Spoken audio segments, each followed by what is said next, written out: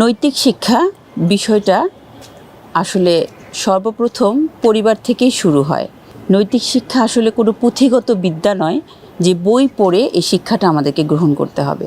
মূলত যখন থেকে বস্তুবাদী একটা যান্ত্রিক সভ্যতা বা বস্তুবাদী একটা দর্শন আমাদের শিক্ষা ব্যবস্থার মধ্যে ঢুকিয়ে দেওয়া হলো, তখন থেকেই এই নৈতিক শিক্ষা বিষয়টা আসলে শেখার প্রয়োজন হয়ে পড়েছে।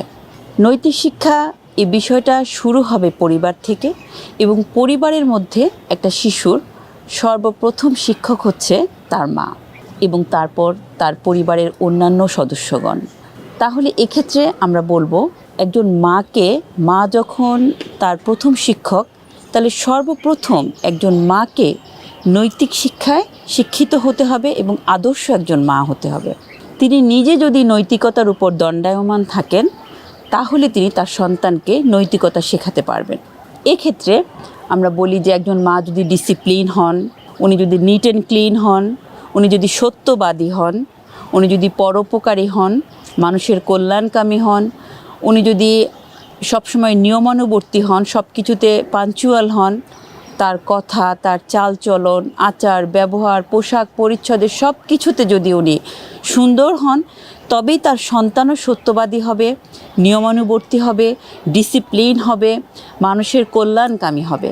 অ্যাট দ্য সেম টাইম মা যদি আসলে কথায় কথায় মিথ্যে কথা বলেন, মা যদি স্বার্থপর হন, মা যদি পরের কল্যাণের চাইতে নিজের কল্যাণ নিয়ে সবসময় ব্যস্ত থাকেন, মা যদি ইনডিসিপ্লিন হন, যদি খুব অপরিচ্ছন্ন হন, তাহলে তার সন্তানও কিন্তু এটা শেখাতে হয় না, এটা আসলে একটা অনুকরণের বিষয়।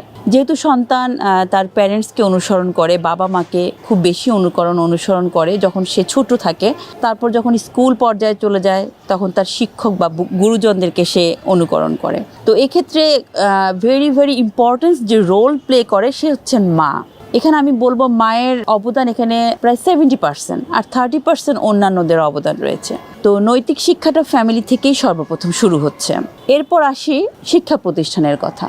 যেমন বাইরের দেশগুলোতে ছোট ছোট বাচ্চাদেরকে একদম ছোট বয়সে, একদম অতি শৈশবে তাদের মনের মধ্যে এমনভাবে দেশপ্রেম, সহযোগিতা, সহমর্মিতা, স্নেহ, মমতা, ভালোবাসা, মানুষের প্রতি যে পরোপকারের যে মনোভাব, এটা এমনভাবে তাদের হৃদয়ে গেঁথে দেওয়া হয়, দেশের মানুষকে ভালোবাসা, দেশকে ভালোবাসা, এই বিষয়গুলোকে এই ছোট ছোট কচি মনে এমনভাবে গেঁথে দেওয়া হয় যে এই বাচ্চাগুলো যখন বড় হবে, যখন তারা বৃহত্তর জীবনে পা রাখবে, তখন তাদেরকে দিয়ে দেশের অকল্যাণ হবে, জনগণের অকল্যাণ হবে, এমন কোনো কাজ, কোনো কিছুর বিনিময় তাদেরকে দিয়ে করানো যাবে না।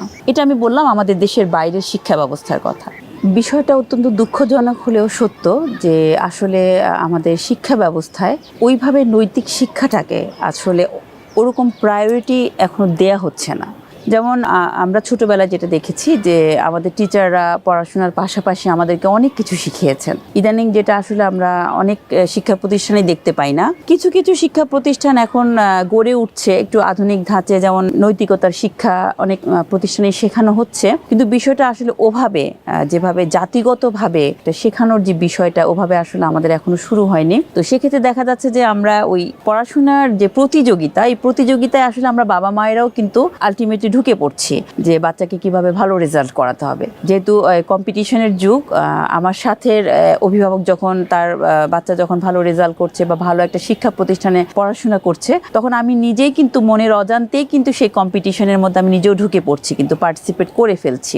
ফলশ্রুতি হচ্ছে যে আমরা ওই একাডেমিক পড়াশোনাটাকে বেশি প্রায়োরিটি দিচ্ছি নৈতিক শিক্ষার চাইতে। এবং অনেক ক্ষেত্রে দেখা যাচ্ছে আমাদের এই স্টুডেন্টগুলো ভালো পড়াশোনা করার পরে তারা কিন্তু দেশ এবং দেশের কল্যাণের চাইতে তারা কিন্তু বাইরের দেশে চলে যাচ্ছে। তাদের মেধা, তাদের শ্রম, তাদের যে অভিজ্ঞতা, তারা সেটা দেশের বাইরের কান্ট্রিগুলোতে তারা সেটা নিয়োগ করছে বা সেটাকে তারা অ্যাপ্লাই করছে। তো এই ক্ষেত্রে আমি যে কথাটুকু বলবো সবার জন্য, সেটা হচ্ছে যে নৈতিক শিক্ষার জন্য আপনার সন্তানকে আপনি ঘরে থেকেই, আপনার পরিবার থেকে এই শিক্ষাটা আসলে শুরু করতে পারেন।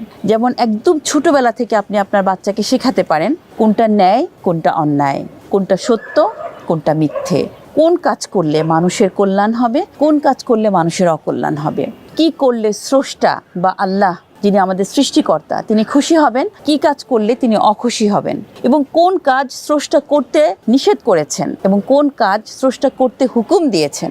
জাস্ট এই অরিজিন, এই প্রাইমারি লেভেলের শিক্ষাটুকু যদি আমি আমার সন্তানকে দিতে পারি, তাহলে ভবিষ্যতে ইনশাআল্লাহ কোনো নৈতিক শিক্ষার আলাদা করে কোনো ডিপার্টমেন্ট খোলার আমাদের প্রয়োজন হবে না। সেই ফ্যামিলি থেকেই সে শিক্ষা নিয়ে সে বড় হবে, এবং এই সন্তানটাই বড় হবার পরে কোনো দিনও কোনো কিছুর বিনিময়ে তাকে দেশ এবং দশের অকল্যাণের জন্য কোনো কাজ করানো যাবে না, অসম্ভব একটা বিষয় হবে। তো আমরা সবাই আমাদের পরিবার থেকে আমাদের সন্তানদেরকে এই শিক্ষাগুলো দেবার চেষ্টা করব, এবং সর্বক্ষেত্রে আমি বিশেষ করে মায়েদেরকে বলবো যে আপনারা অবশ্যই আপনার সন্তানকে এই শিক্ষাগুলো দিবেন, এবং সর্বপ্রথম এই শিক্ষা দেবার আগে আপনার নিজেকে এই শিক্ষায় শিক্ষিত হতে হবে এবং নিজেকে একজন আদর্শ মা হিসেবে আসলে সেখানে প্রতিষ্ঠিত হতে হবে। তখনই আপনি আপনার সন্তানের মধ্যে এই আদর্শটা তার ভেতর দিতে পারবেন।